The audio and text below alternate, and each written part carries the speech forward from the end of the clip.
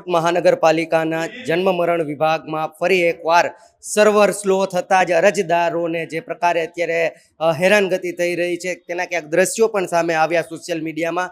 વાત આ સચોટ છે, સાચી છે, પરંતુ ક્યાંક ને ક્યાંક ટેકનિકલી જે ઇસ્યુ છે તેને પુરવાર કરવા માટે પણ તંત્ર અત્યારે ખડે પગે તેની પાછળ પડ્યું છે. ત્યારે જે સોશિયલ મીડિયામાં વિડીયો વાયરલ થયા ત્યાં જે લોકોએ પોતાની વ્યથા ઠેલવી એ પણ જોઈએ અને ત્યારબાદ અહીંના જે સુપ્રિન્ટેન્ડન્ટ છે જન્મ મરણ વિભાગના તેઓએ ફૂલછાપ મીડિયા સમક્ષ સંપૂર્ણ ક્ષતિ છે તેના વિશે વાત કરી છે. કઈ પ્રકારની ટેકનિકલ ઇસ્યુ આવી રહ્યા છે, ક્યાં એરર છે તેના વિશે વિશિષ્ટ માહિતી પૂરી પાડી છે. આવો જોઈએ ફૂલછાપના ખાસ અહેવાલમાં. રાજકોટ મહાનગરપાલિકાના જન્મ મરણ વિભાગમાં છેલ્લા 2 દિવસથી અરજદારો ભારે હાલાકીનો સામનો કરી રહ્યા છે.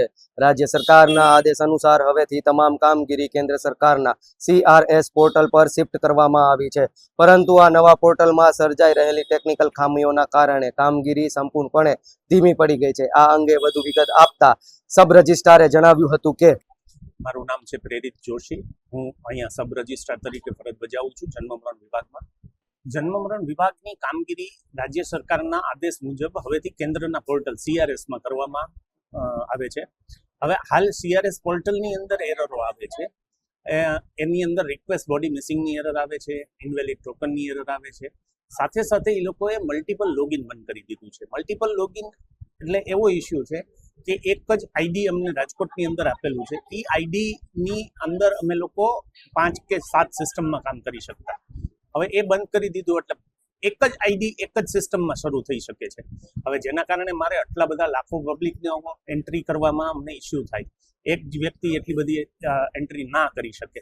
હા, આના માટે ગઈકાલથી જે એરર શરૂ થઈ છે ત્યારથી અમે લોકોએ આ વસ્તુમાં જેટલા અરજદારોનું અમારાથી કામ થઈ શકે એટલાનું કરીએ છીએ. સર્વર જેટલું ચાલે એટલું સ્મૂથ અમે કામ કરી દઈએ છીએ. સાથે સાથે અમે લોકોએ અમારી હેડ ઓથોરિટી જે છે ગાંધીનગર ખાતે, ત્યાં અમે આની રજૂઆત મોકલાવી દીધી છે. ત્યાં ટેલિફોનિક પણ જાણ કરેલી છે. એઝ વેલ એઝ અમારું જે વોટ્સઅપ ગ્રુપ છે ગુજરાત રાજ્યનું, એમાં પણ અમે આ વસ્તુ જાણ કરી દીધી છે.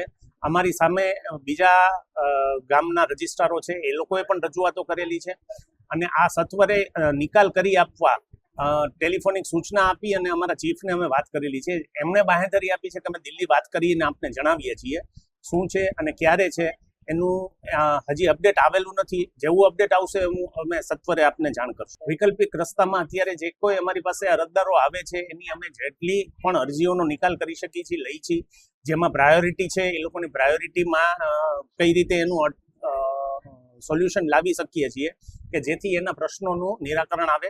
અને સાથે સાથે અમે એવા પણ એજેડ કે કોઈ સ્ત્રીઓ આવ્યા હોય તો એમના અરજીઓ લઈ અને અમે રાત્રે 9 વાગ્યા સુધી બેસીને નિકાલ કરીએ છીએ. છેલ્લા 2 દિવસથી જે પ્રકારે ટેકનિકલ ઇસ્યુના કારણે સર્વર સ્લો થઈ રહ્યું છે તેને લઈને અત્યારે તંત્ર દ્વારા ગાંધીનગર સહિત ઉચ્ચ અધિકારીઓને જાણ કરી છે. ગાંધીનગરથી તેઓ આને દિલ્હી સુધી પહોંચાડે તેવી પણ તેઓએ અત્યારે સ્પષ્ટ વાત કરી છે. સુપ્રિન્ટેન્ડન્ટના જણાવ્યા અનુસાર વહેલી તે વહેલી તકે અરજદારોને આ સ્લો સર્વરમાંથી મુક્તિ મળે અને તેને લઈને પણ જો વૈકલ્પિક વ્યવસ્થા કરવામાં આવી છે અને તેમાં પણ પ્રાયોરિટી હોય તેવા કેસોને તે પ્રથમ લેશે. સહયોગી યુવરાજ ચૌહાણ સાથે પ્રતિપાલ સિજાલા, ફૂલછાપ ડિજિટલ, રાજકોટ.